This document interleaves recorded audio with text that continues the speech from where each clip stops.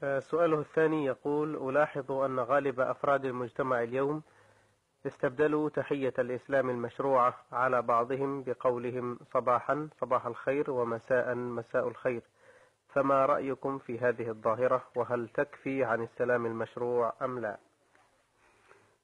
هذه الظاهرة ظاهرة لا ينبغي أن يكون عليها المجتمع الإسلامي، لأنه استبدال للتحية الإسلامية بمجرد الترحيب.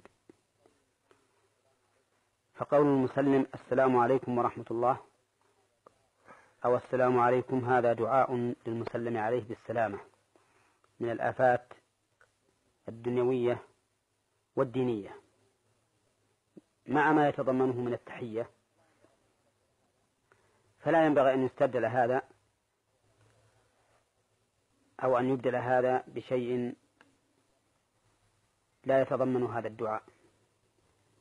وإذا كان الإنسان يريد أن يسلم السلام المشروع فإنه يقول السلام عليكم، ثم إن شاء قال صباح الخير أو مساء الخير أو كيف أصبحت أو كيف أمسيت أو ما أشبه ذلك.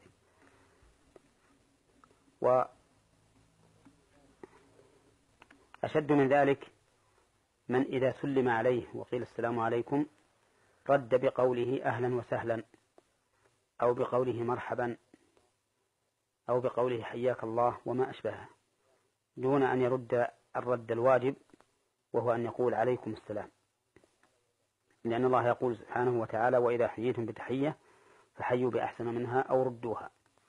ومن دعا لك بالسلام ولم ترد عليه مثل هذا الدعاء فإنك ما حييته بأحسن ولا رددت عليه تحيته. فيجب على من سلم عليه بالسلام المشروع السلام عليكم أن يقول عليكم السلام. نعم. ما حكم البدء بالسلام والرد؟ البدء بالسلام سنة مؤكدة. نعم. وخير الناس من يبدأهم بالسلام، وأما الرد فإنه فرض على من سلم عليه أن يرد، لكن إذا سلم على جماعة فإنه يكفي عن الرد منهم واحد، لأن الرد عند أهل العلم فرض كفاية وليس فرض عين. نعم. نعم.